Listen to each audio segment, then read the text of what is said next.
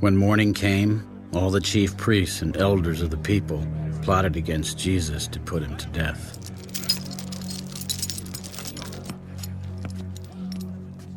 And when they had bound him, they led him away and delivered him to Pontius Pilate, the governor.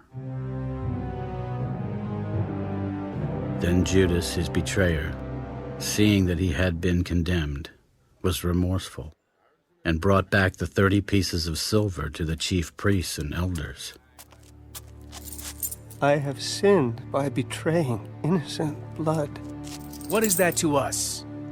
You see to it. Then he threw down the pieces of silver in the temple and departed, and went and hanged himself. But the chief priests took the silver pieces. It is not lawful to put them into the treasury, because they are the price of blood. And they consulted together and bought with them the potter's field to bury strangers in. Therefore that field has been called the field of blood to this day. Then was fulfilled what was spoken by Jeremiah the prophet. And they took the 30 pieces of silver, the value of him who was priced, whom they of the children of Israel priced, and gave them for the potter's field, as the Lord directed me. Now Jesus stood before the governor. Are you the king of the Jews? It is as you say. And while he was being accused by the chief priests and elders, he answered nothing. Do you not hear how many things they testify against you? But he answered him not one word, so that the governor marveled greatly. Now at the feast the governor was accustomed to releasing to the multitude one prisoner whom they wished. And at that time they had a notorious prisoner called Barabbas. Therefore, when they had gathered together, Pilate said to them, Whom do you want me to release to you? Barabbas or Jesus, who is called Christ? For he knew that they had handed him over because of envy. While he was sitting on the judgment seat, his wife said to him, Have nothing to do with that just man, for I have suffered many things today in a dream because of him. But the chief priests and elders persuaded the multitudes that they should ask for Barabbas and destroy Jesus. Which of the two do you want me to release to you? Barabbas! What then shall I do with Jesus, who is called Christ? Let him be crucified! Why? What evil has he done? But they cried out all the more. When Pilate saw that he could not prevail at all, but rather that a tumult was rising, he took water and washed his hands before the multitude. I am innocent of the blood of this just person. You see to it. And all the people answered, His blood be on us, Blood be on us and our on our children.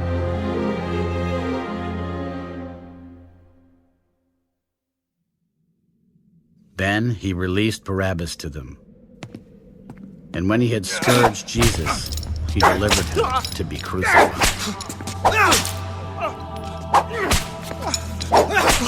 Then the soldiers of the governor took Jesus into the praetorium and gathered the whole garrison around him. And they stripped him and put a scarlet robe on him.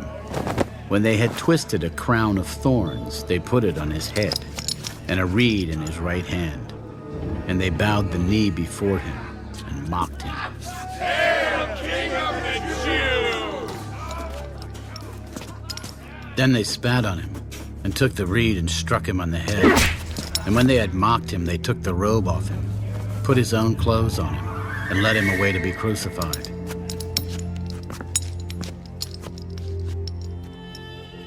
Now as they came out, they found a man of Cyrene, Simon by name. Him they compelled to bear his cross. And when they had come to a place called Golgotha, that is to say, place of a skull, they gave him sour wine mingled with gall to drink. But when he had tasted it, he would not drink.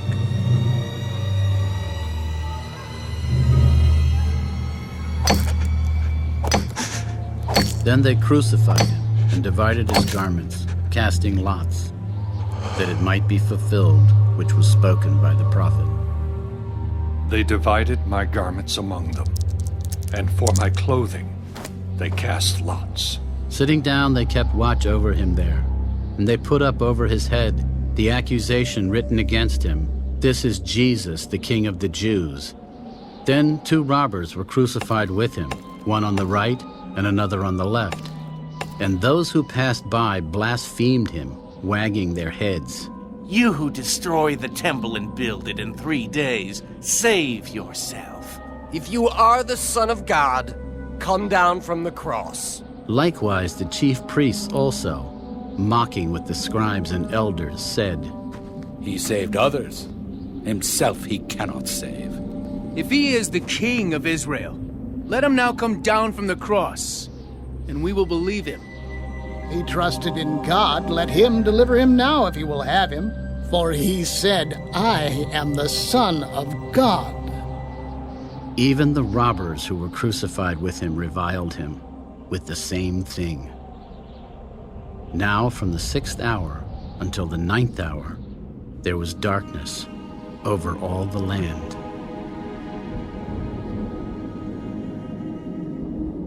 And about the 9th hour, Jesus cried out with a loud voice, Elo, lama sabachthani.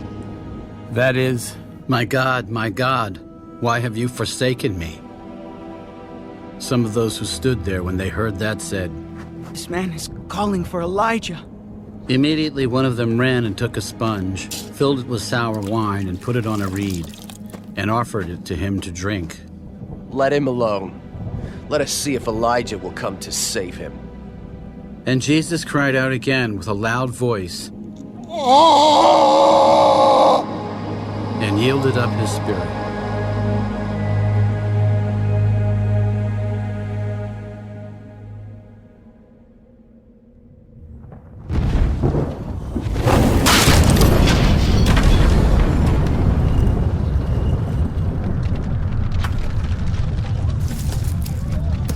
Then, behold, the veil of the temple was torn in two from top to bottom. And the earth quaked, and the rocks were split, and the graves were opened. And many bodies of the saints who had fallen asleep were raised. And coming out of the graves after his resurrection, they went into the holy city and appeared to many. So when the centurion and those with him who were guarding Jesus saw the earthquake and the things that had happened, they feared greatly. Truly, this was the Son of God. And many women who followed Jesus from Galilee, ministering to him, were there, looking on from afar, among whom were Mary Magdalene, Mary the mother of James and Joses, and the mother of Zebedee's sons.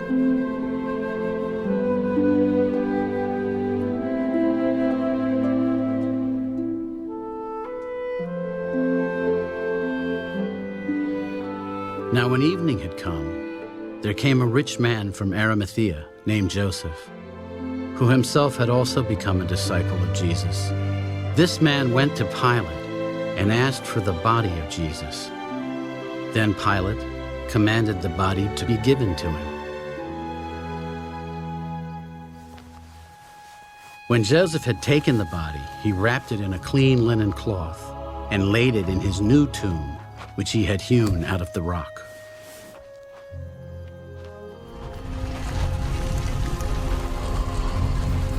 And he rolled a large stone against the door of the tomb and departed. And Mary Magdalene was there, and the other Mary, sitting opposite the tomb.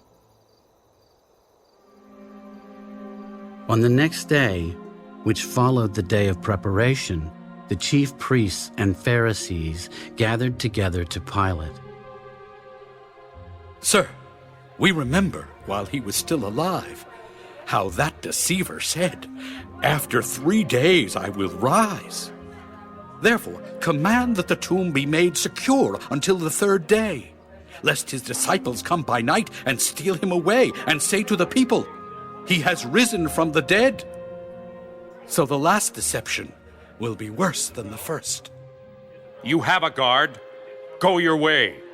Make it as secure as you know how. So they went and made the tomb secure, sealing the stone and setting the guard.